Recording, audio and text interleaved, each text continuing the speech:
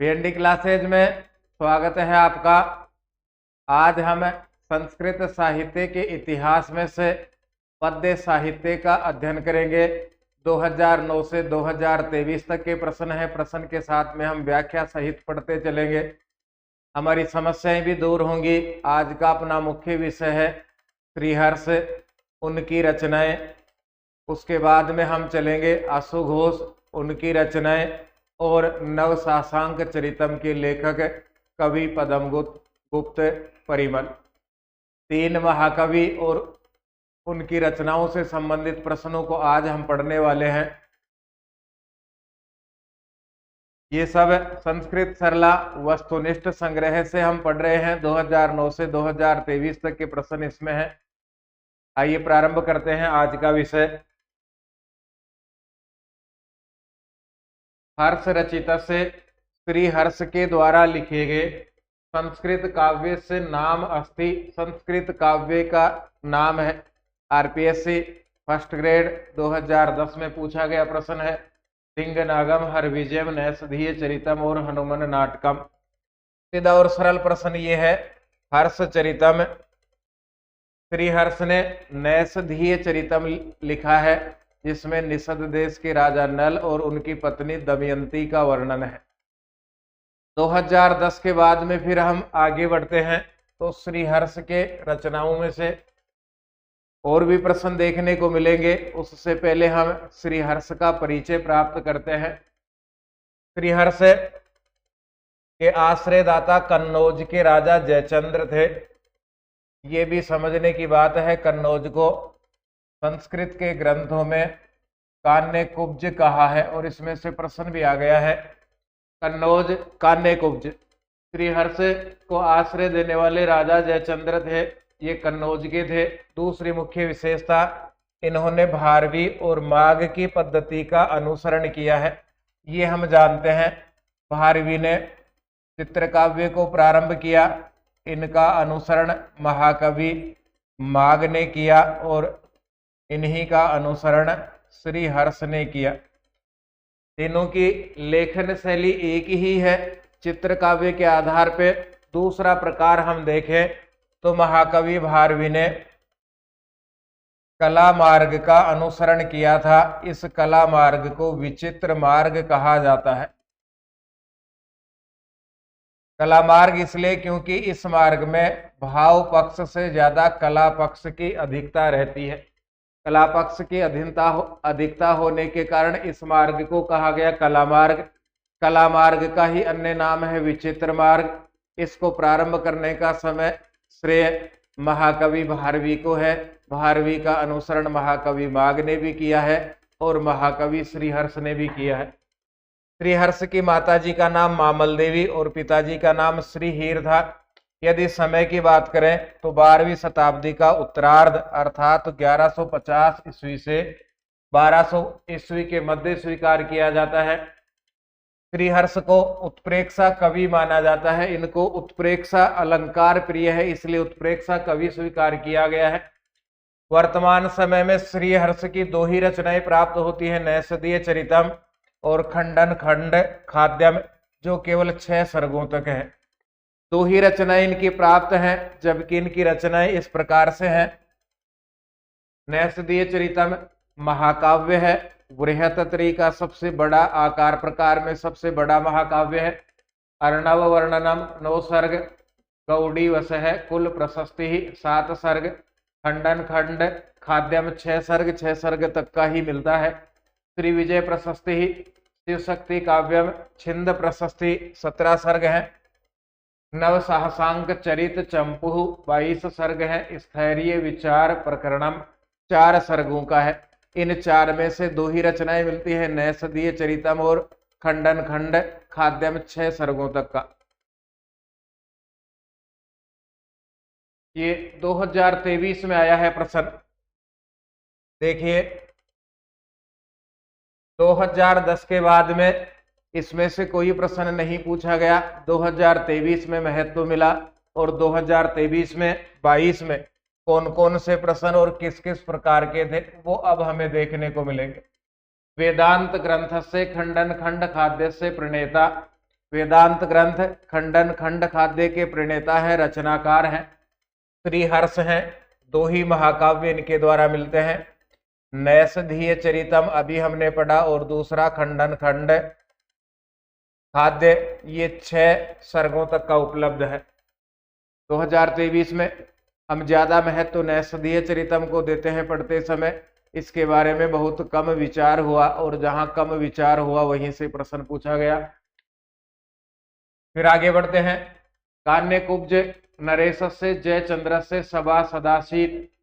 कान्यकुब्ज राजा जयचंद्र के सभासद आसीत, सभासद थे, सभा में रहने वाले थे। कान्यकुब्ज को इससे पहले भी हमने पढ़ा, वर्तमान समय में कहा जाता है कन्नौज। कन्नौज के राजा जयचंद्र के इसी कन्नौज को कान्यकुब्ज संस्कृत के ग्रंथों में कहा गया। कन्नौज या कान्यकुब्ज के राजा जयचंद्र के सभासद थे, सभा में रहने वाले थे। तो श्रीहर्ष उनके यहाँ पर रहते थे। श्रीहर्ष के आश्रयदाता जयचंद्र थे, कन्नौज निवासी थे। ये भी 3rd ग्रेड 2023 में पूछा गया। विद्वद औषधम मन्यते, विद्वानों की औषधि स्वीकार की जाती है। ये नैषधीय चरितम के लिए प्रसिद्ध सूक्ति है, उसमें से ये प्रश्न है। ये भी 2023 में 13 साल बाद में जाकर के तीसरा प्रश्न श्रीहर्ष से संबंधित पूछा जा रहा है। विद्वदोषधम नैषधीय चरितम को कहा जाता है। 2 प्रसिद्ध सूक्तियां इनके लिए प्रसिद्ध हैं। उदिते नैषधे काव्य क्वय मागह क्वय च भारवी। नैषध काव्य के उदय हो जाने पर, नैषधीय चरितम के लिखे जाने पर कहाँ तो माघ और कहाँ भारवी। दूसरी सूक्ति है नैषधम विद्वद औषधम। नैषधम नैषधीय चरितम विद्वानों की औषधि है। ये 2 प्रसिद्ध सूक्तियां नैषधीय चरितम के लिए हैं। जो उम्मीद नहीं थी 3rd ग्रेड में इस प्रकार से पूछा जा सकता है, वो पूछा गया। नैषधीय चरित से नायिका का, नैषधीय चरितम की नायिका कौन है? ये सीधा और सरल प्रश्न। दमयंती है नैषधीय चरितम की नायिका। आइए इस ग्रंथ के बारे में भी थोड़ा पढ़ते हैं। हम पढ़ा हुआ है तो रिवाइज हो जाएगा, कुछ और अच्छी बातें सीखने को मिलेंगी। श्रीहर्ष के द्वारा लिखा गया है। इसमें अलंकृत और रसमयी या विचित्र और सुकुमार दोनों मार्गों का अनुसरण किया है। केवल इस ग्रंथ की बात है, इसमें श्रीहर्ष ने अलंकृत और रसमयी से लिखा। अलंकृत का दूसरा नाम है विचित्र और रसमयी का नाम है सुकुमार। अलंकृत विचित्र कह सकते, अलंकृत रसमयी कह सकते हैं, विचित्र और सुकुमार कह सकते हैं। दोनों ही शैलियों का अनुसरण इस नैषधीय चरितम में श्रीहर्ष ने किया है। स्वयं श्रीहर्ष ने इस महाकाव्य को कहा है श्रृंगार भंग्या, और दूसरा नाम दिया है श्रृंगारामृत शीतगुहु। श्रीहर्ष ने नैषधीय चरितम महाकाव्य के लिए स्वयं कहा है कि यह श्रृंगार भंग्या है और यह श्रृंगारामृत शीतगु है। 2 प्रसिद्ध उपनाम इस महाकाव्य के श्रीहर्ष के द्वारा दिए गए। इसमें निषद देश के राजा नल और उनकी पत्नी दमयंती की कहानी का उल्लेख है। नैषधीय चरितम का प्रारंभ नल दमयंती के आकर्षण से और महाकाव्य का अंत दोनों के विलास वर्णन से होता है। नैषधीय चरितम महाकाव्य का मूल आधार महाभारत के वन पर्व में नलोपाख्यान पर आधारित है। महाभारत के वन पर्व में नलोपाख्यान लिखा हुआ है, वहां से इस कथा को लिया गया है। फिर आगे बढ़ते हैं। इस महाकाव्य में श्रीहर्ष ने मुख्य रूप से श्लेष अलंकार, श्रृंगार रस, वैदर्भी रीति और उपजाति छंद का प्रयोग किया है। 22 सर्ग हैं, 2830 इसमें श्लोक हैं। फिर आगे यह बृहत्तरी, पहले भी हमने पढ़ा था। भारवी की रचना किरातार्जुनियम 18 सर्ग, माघ की रचना शिशुपाल वदम 20 सर्ग और श्रीहर्ष की रचना नैषधीय चरितम 22 सर्ग। इनको मिलाकर के बृहत्तरी कहा जाता है। इस बृहत्तरी महाकाव्य की यह सर्वोत्कृष्ट रचना है। ये भी पूछा जा सकता है बृहत्तरी महाकाव्य की सर्वोत्कृष्ट रचना कौन सी, तो हम कहेंगे नैषधीय चरितम। और आकार प्रकार की दृष्टि से बृहत्तरी महाकाव्यों के ग्रंथों में यह सबसे बड़ा है। नैषधीय चरितम की टीकाएं किन्होंने लिखी? तो नारायण नाम के विद्वान के द्वारा नैषधीय प्रकाश, जिनराज के द्वारा सुखावबोध नाम की टीका, मल्लीनाथ के द्वारा जीवातु टीका, नरहरि के द्वारा दीपिका टीका, विद्याधर के द्वारा साहित्य विद्याधरी टीका और निर्णय सागर प्रेस इन्होंने नारायण टीका प्रस्तुत की है। अभी तक जितने भी महाकाव्य हमने पढ़े उनमें सर्वाधिक टीकाएं नैषधीय चरितम की देखने को मिलती हैं, बड़े और प्रसिद्ध विद्वानों ने लिखी हैं। अब आइए आगे बढ़ते हैं, थोड़ा टफ है प्रश्न। पंचनली इत्यस्य वर्णनमस्ति, पंचनली इसका वर्णन है हर्षचरितम में, नैषधीय चरितम में, बुद्ध चरितम में या कुमार संभव में। दमयंती का स्वयंवर चल रहा है, उसमें भाग लेने के लिए स्वयं राजा नल मौजूद हैं। राजा नल के जैसा ही रूप बना करके इंद्र, अग्नि, यम और वरुण 4 देवता भी वहां चले गए। अब नल के जैसा दिखाई देने वालों की संख्या हो गई 5। उस स्थिति में मां सरस्वती श्लेष अलंकार से युक्त कोई भी एक श्लोक कहती तो पांचों को ऐसा लगता कि यह श्लोक मेरे ही लिए कहा जा रहा है। इस स्थिति को पंचनली कहा गया है। इसका वर्णन हर्षचरितम नाम के महाकाव्य में है और हर्षचरितम में भी 22 सर्गों में 13वें सर्ग में पंचनली का वर्णन है। फिर आगे बढ़ते हैं। श्री हर्ष और उनकी रचना से संबंधित प्रश्न पूरे हैं। अब सार है पद्य साहित्य में से कुछ मुख्य ग्रंथों का। यहाँ हम जो प्रश्न 2018 में देख रहे हैं उसी पैटर्न पर 2022 में संस्कृत और सामान्य डिपार्टमेंट दोनों में है और लगभग इसी से मिलता जुलता है, किसी भी प्रकार का ज्यादा अंतर नहीं है।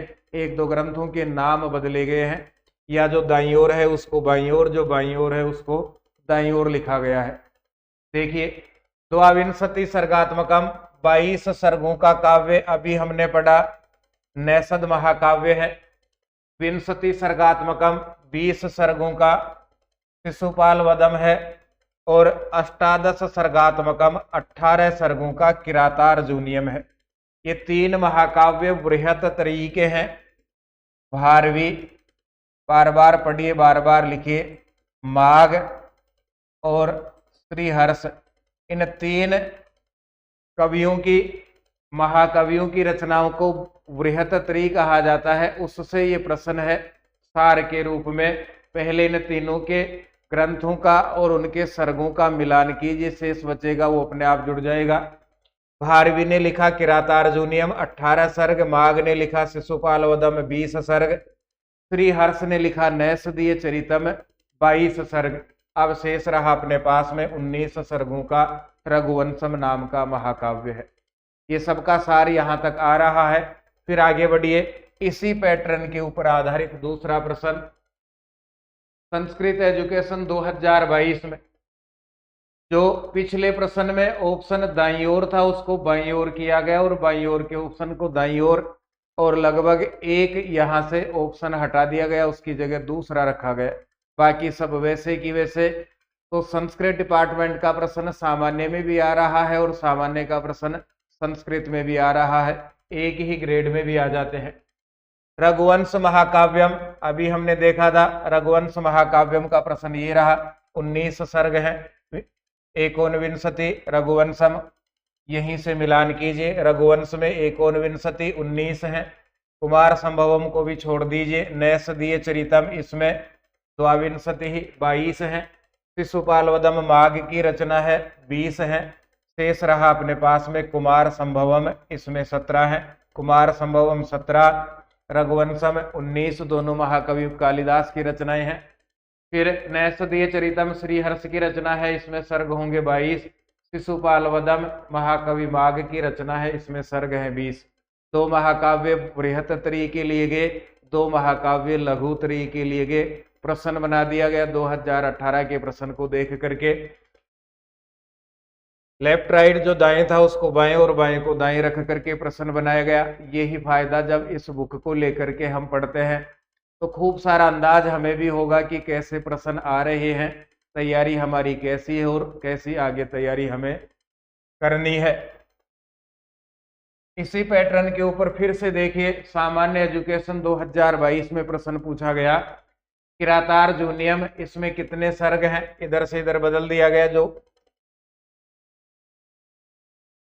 2018 में था, इधर इसकी संख्या यहां दी गई और इनकी संख्या इधर दे दी गई, बायां दायां दायां बायां, और यहां से शब्दों की जगह अंक दिए गए हैं।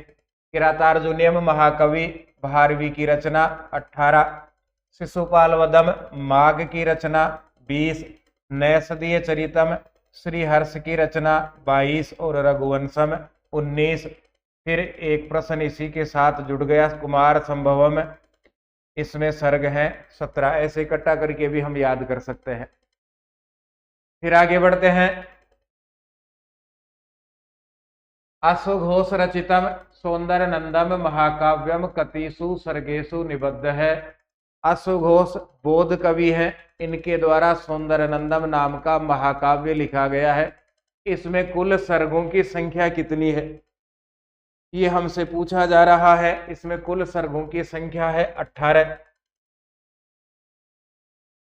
कुछ पढ़ाई बोरिंग भी हो सकती है क्योंकि लगातार हम पढ़ते हैं और बीच में अन्य प्रकार की बातें नहीं करते, तो स्पीड से पढ़ना, कम समय में ज्यादा पढ़ना, ये होना चाहिए। बातें करने के लिए तो अन्य सोशल मीडिया के खूब सारे प्लेटफॉर्म है, उन पे भी आप कर सकते हैं। अश्वघोष के द्वारा लिखी हुई सौंदर्य नंदम में 18 सर्ग हैं। अब देखते हैं सौंदर्य नंदम महाकाव्य, यह अश्वघोष ने लिखा है, पूर्णतः संस्कृत भाषा में उपलब्ध है। पूर्णतः संस्कृत भाषा में इसलिए कहा गया है क्योंकि अश्वघोष बौद्ध लेखक है, बौद्ध विद्वान है, बौद्ध महाकवि हैं, तो इन्होंने सौंदर्य नंदम लिखा। यह पूर्ण रूप से संस्कृत भाषा में है। सर्गों की संख्या है 18। वर्णन है, भगवान बुद्ध ने अपने सौतेले भाई नंद को और उसकी पत्नी सुंदरी को प्रेम पास से मुक्त करके विलासमय जीवन से धर्म में दीक्षित किए जाने का वर्णन है। भगवान बुद्ध ने अपने सौतेले भाई नंद और उनकी पत्नी सुंदरी को प्रेम पास से मुक्त करके सांसारिक जीवन से हटा करके उपदेश दिया, उसी का वर्णन इस सौंदर्य नंदम नाम के महाकाव्य में है। रस की बात करें तो यह शांत रस प्रधान है।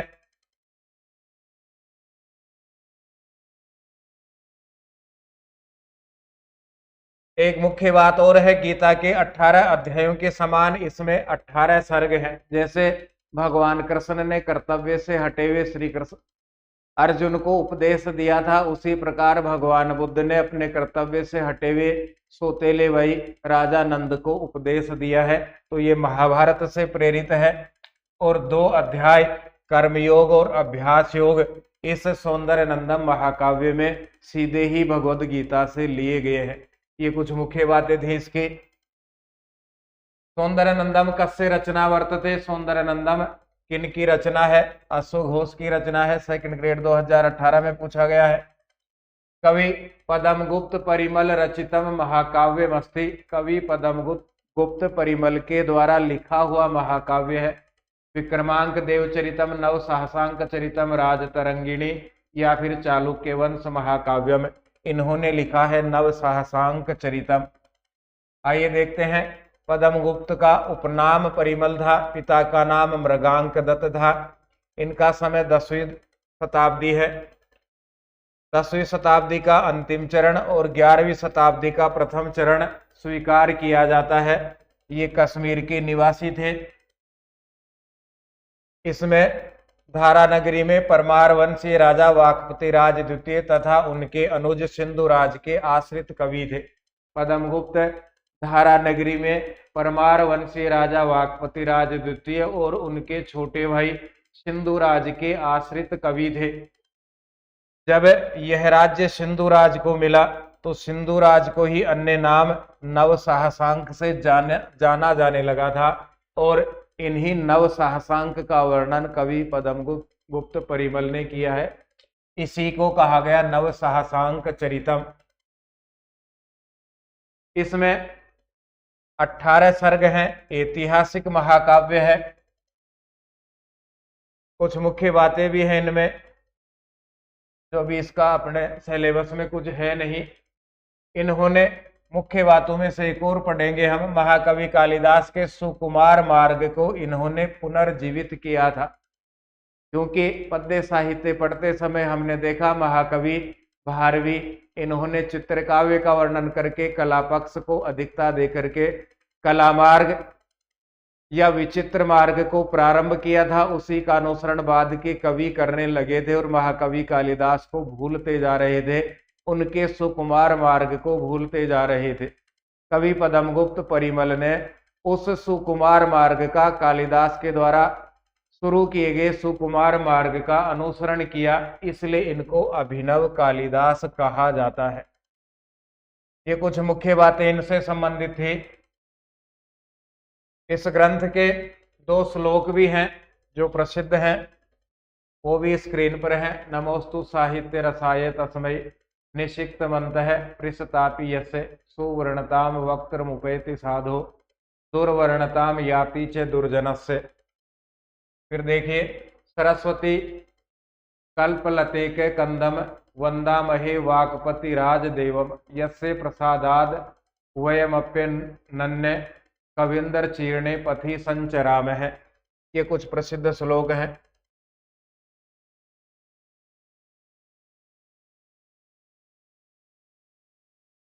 ये सब हम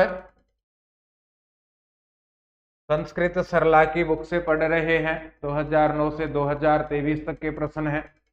द्वितीय संस्करण है। पहले संस्करण में द्वितीय श्रेणी भर्ती परीक्षा थी, उसके बाद में पहले संस्करण के बाद 3 एग्जाम हुए। द्वितीय श्रेणी भर्ती परीक्षा 2022, द्वितीय श्रेणी भर्ती परीक्षा संस्कृत डिपार्टमेंट फरवरी 2023 और तृतीय श्रेणी भर्ती परीक्षा 2023। तीनों का बहुत ही अच्छा रेस्पॉन्स बुक को मिला है। सहयोग समर्थन के लिए आप सबका धन्यवाद। जहां भी पढ़ते हैं अच्छा पढ़ाएंगे, अच्छा पढ़ भी रहे हैं। जैसा पढ़ाया जा रहा है उसका अनुसरण आप कीजिए, निश्चित रूप से सफलता मिलेगी। बुक से संबंधित किसी भी प्रकार के सुझाव के लिए 9928946539 पर व्हाट्सएप मैसेज कीजिएगा। हम फिर मिलेंगे। धन्यवाद। जय तु भारतम, जय तु संस्कृतम।